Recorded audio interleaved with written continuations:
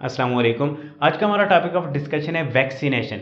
Chapter immunity को हम discuss कर रहे हैं और ऑलरेडी हम इननेट इम्यूनिटी और अडाप्टिव इम्यूनिटी ये सारे टॉपिक डिस्कस कर चुके हैं। वैक्सीनेशन एक्चुअली में अडाप्टिव इम्यूनिटी को प्रोवोक करने का, अडाप्टिव इम्यूनिटी को बिल्ड करने का एक मैकेनिज्म है, एक टेक्निक है। सो वैक्सीनेशन कैसे काम करती है, इसके कौन कौन सी टाइप्स हैं, ये सारी चीज़ें इस लेक्चर के अंदर हम कवर करने वाले हैं।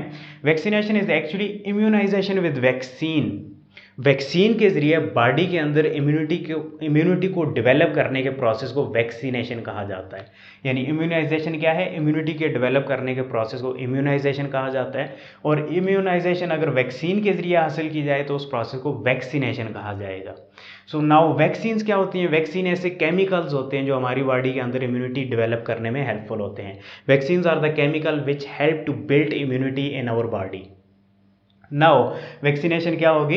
इम्यूनिटी को डेवलप करने की एक टेक्निक होगी। कौन सी इम्यूनिटी को? एडाप्टिव इम्यूनिटी को। Now we know that adaptive immunity are of two type, active immunity and passive immunity. Active और पैसिव इम्यूनिटी ये हम फर्स्ट लेक्चर के अंदर इम्यूनिटी में डिस्कस कर चुके हैं। सो यहाँ पर थोड़ा सा रिवाइज कर लेते हैं। एक्टिव इम्यूनिटी ऐसी इम्यूनिटी होती है, एडाप्टिव इम्यूनिटी की ऐसी टाइप है जिसमें हमारी बॉडी खुद इम्यूनिटी बिल्ड करती है। जैसे कि कोई पैथोजन आ चुका है, उसके अगेंस्ट हमारी बॉडी खुद इम्यूनिटी डेवलप करती है, तो वो एक्टिव इम्यूनिटी होगी। इसके अलावा जो वैक्सीन्स हैं वो भी एक्टिव इम्यूनिटी में आ जाती हैं। यानी वैक्सीन्स ऐसे केमिकल्स होते हैं हमारी बॉडी के अंदर इंसर्ट किए जाते हैं, उनको हमारी बॉडी रिकॉग्नाइज करती है एज अ फॉरेन एजेंट और उनके अगेंस्ट इम्यूनिटी डेवलप करती है। सो ये भी एक्टिव इम्यूनिटी की एक फॉर्म आ जाती है। पैसिव इम्यूनिटी ऐसी इम्यूनिटी होती है जो हम बनी बनाई किसी और से लेते हैं, यानी कोई और बनाता है और उससे हम वो इम्यूनिटी ले लेते हैं। जैसे कि प्लाज्मा ट्रांसफ्यूजन हो गया, सीरम ट्रांसफ्यूजन हो गया, ब्रेस्ट फीडिंग होगी। ब्रेस्ट फीडिंग के ज़रिए, मिल्क के ज़रिए बच्चे के अंदर बहुत सारी माँ से जो है एंटीबॉडीज़ ट्रांसफ़र होती हैं। So these are the example of passive immunity. Now अब हम देखते हैं कि वैक्सीनेशन का मैकेनिज्म कैसे होता है। वैक्सीनेशन में एंटीजन यानी ऐसा पोर्शन पैथोजन का जो कि हमारी बॉडी जिसे रिकॉग्नाइज कर सकती है एज अ फॉरेन एजेंट, और ये नॉन पैथोजेनिक होते हैं, डिजीज़ काज नहीं कर सकते।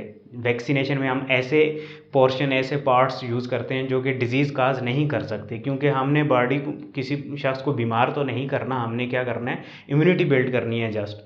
सो एंटीजन को इंजेक्ट किया जाता है बॉडी के अंदर। अब एंटीजन के अगेंस्ट हमारी बॉडी एक रिस्पॉन्स क्रिएट करती है, यानी एंटीजन को रिकॉग्नाइज करती है और उसके अगेंस्ट एंटीबॉडीज़ बिल्ड करती है और मेमोरी सेल्स बनते हैं ताकि उन एंटीजेंस को किल किया जाए।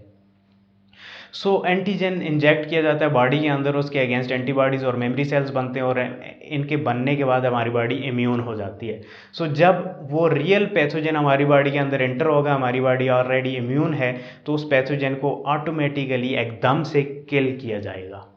यानी हमारी बॉडी के अंदर इम्यूनिटी किसी पैथोजन के अगेंस्ट पहले से डेवलप करवाई जाती है, आर्टिफिशियली डेवलप करवाई जाती है। सो जब वो पैथोजन हमारी बॉडी के अंदर एंटर होता है तो हमारी बॉडी के इम्यून सेल्स यानी फौजी तैयार होते हैं। जैसे वो पैथोजन एंटर होता है तो ये पहचान लेते हैं कि हाँ, ये एजेंट तो हमने देखा हुआ है, क्योंकि हमने एंटीजन इंसर्ट करवाया था ना, तो उस पैथोजन को एकदम से किल किया जाता है। So that is how vaccination works. Vaccination की टाइप्स की अगर हम बात करें तो यहाँ पर मैंने 4 टाइप्स लिखी हैं, इसमें तकरीबन सभी टाइप आ जाती हैं। सबसे फर्स्ट टाइप है लाइव एटीन्यूएटेड वैक्सीन। एटीन्यूएटेड बोलते हैं किसी चीज़ की एफिशिएंसी को कम कर देना। सो ये ऐसी वैक्सीन्स होती हैं जो कि लाइव पैथोजेंस होते हैं, यानी डिजीज़ काजिंग एजेंट लाइव होते हैं, लेकिन उनकी एफिशिएंसी को कम किया जाता है, यानी उनको वीक किया जाता है। सो लाइव एटीन्यूएटेड वैक्सीन्स में क्या होता है, वीकन फॉर्म ऑफ पैथोजेंस को इंजेक्ट किया जाता है बॉडी के अंदर। यानी ऐसे पैथोजन जो डिजीज़ काज नहीं कर सकते, कमज़ोर हैं डिजीज़ काज करने में, लेकिन उनको हमारी body as a foreign agent recognize करके इम्यूनिटी बिल्ड करती है। सो इसका एक फ़ायदा होता है लाइव एटीन्यूएटेड वैक्सीन का फ़ायदा ये है कि क्योंकि हमने पैथोजन लाइव इंसर्ट किए हैं बॉडी के अंदर, सो हमारी बॉडी इनके अगेंस्ट बड़ा स्ट्रॉन्ग रिस्पांस देती है, बड़ी स्ट्रॉन्ग इम्यूनिटी बिल्ड होती है।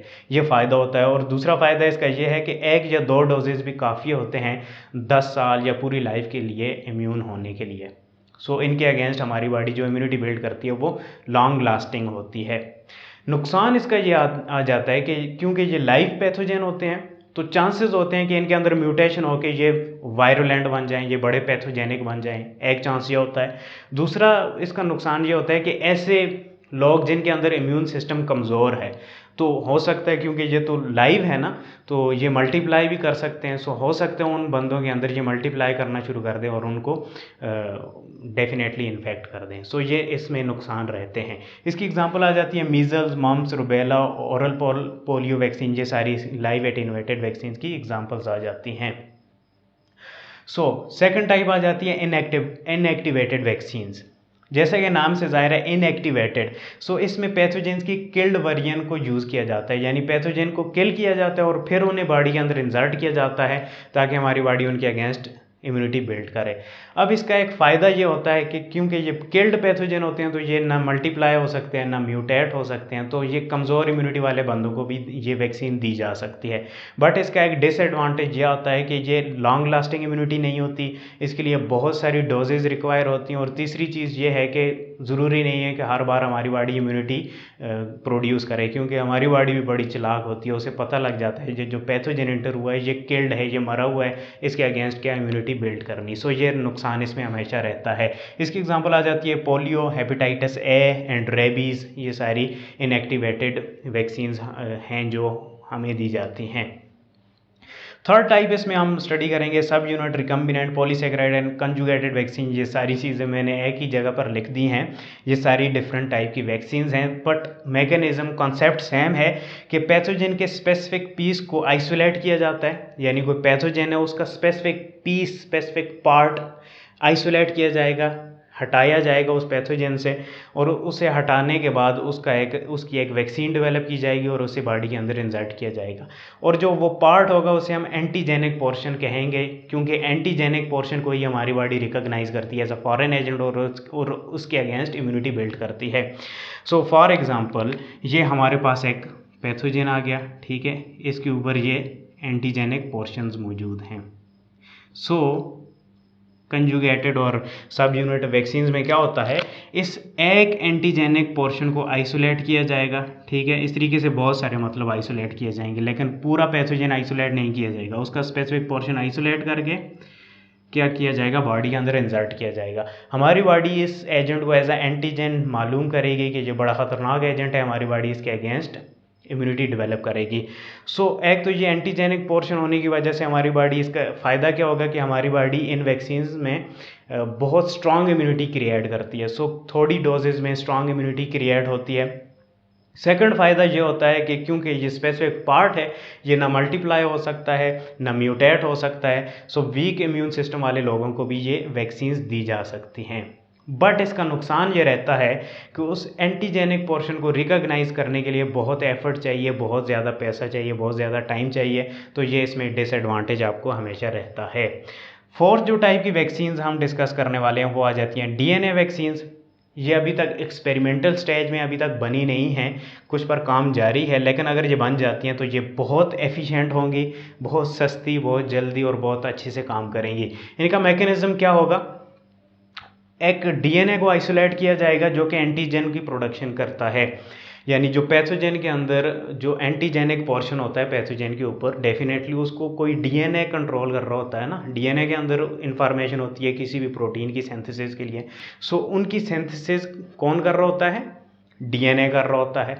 सो डेफिनेटली उस डीएनए को हमने रिकॉग्नाइज करना है और उस डीएनए को आइसोलेट कर लेना है। So isolation of antigen producing gene, antigen produce करने वाले जीन को आइसोलेट करना है डीएनए वैक्सीन के अंदर। उस जीन को आइसोलेट करने के बाद प्लाज्मेट के अंदर इंसर्ट करना है, जो कि एक वेक्टर का रोल प्ले करता है, यानी उस डीएनए को लेकर जाता है दूसरे किसी हिस्से में। सो प्लाज्मेट के अंदर उस डीएनए को इंसर्ट किया जाता है, insert in plasmid. And third portion में फिर क्या होगा, उस प्लाज्मेट का कल्चर करवाया जाता है बैक्टीरिया। अब प्लाज्मेट कहाँ से लिया जाता है, बैक्टीरिया से, तो बैक्टीरिया के अंदर जब प्लाज्मेट डाल दिया जाएगा तो प्लाज्मेट मल्टीप्लाई होगा। सो बैक्टीरियल कल्चर लगाया जाता है। बैक्टीरिया के अंदर वो जो एक प्लाज्मेट है वो बहुत सारी नंबरिंग्स करेगा, क्योंकि हमें बहुत सारे प्लाज्मेट चाहिए जिनके अंदर हमारा जीन ऑफ इंटरेस्ट हो। सो उस बैक्टीरियल कल्चर से फिर जो प्लाज्मेट हैं उन्हें प्योरीफाई किया जाएगा। Now we have many form of plasmid, बहुत सारे प्लाज्मेट, और हर प्लाज्मेट में हमारा जीन ऑफ इंटरेस्ट मौजूद है, जो जीन किसी एंटीजन को कोड करने की सलाहियत रखता है। अब इस प्योरीफाइड प्लाज्मेट को वैक्सीन्स बनाकर स्टोर किया जाता है और इस वैक्सीन को फिर बॉडी के अंदर इंजेक्ट किया जा सकता है। अब क्या होगा, ये वैक्सीन जो है ये हमारी बॉडी के अंदर जब इंजेक्ट की जाएगी तो ये डीएनए हमारे डीएनए में शामिल हो जाएगा। हमारा डीएनए इस डीएनए को रीड करके उस एंटीजन की प्रोडक्शन करेगा और एंटीजन जब प्रोड्यूस होगा, सेल से बाहर निकलेगा, तो बाहर इम्यून सेल उस एंटीजन को रिकॉग्नाइज करेंगे और इम्यूनिटी बिल्ड करना शुरू कर देंगे। और फिर जब रियल में वो एंटीजन जिस पैथोजन का हिस्सा होता है वो पैथोजन इंटर होगा तो हमारी बॉडी इम्यून हो चुकी होगी उस पैथोजन के अगेंस्ट और डेफिनेटली और फिर फाइट ऑफ करेगी। So that is all the mechanism of vaccination. Hopefully आपको लेक्चर समझ में आया होगा। नेक्स्ट लेक्चर तक के लिए मुझे इजाज़त दें। शुक्रिया, अल्लाह हाफिज़।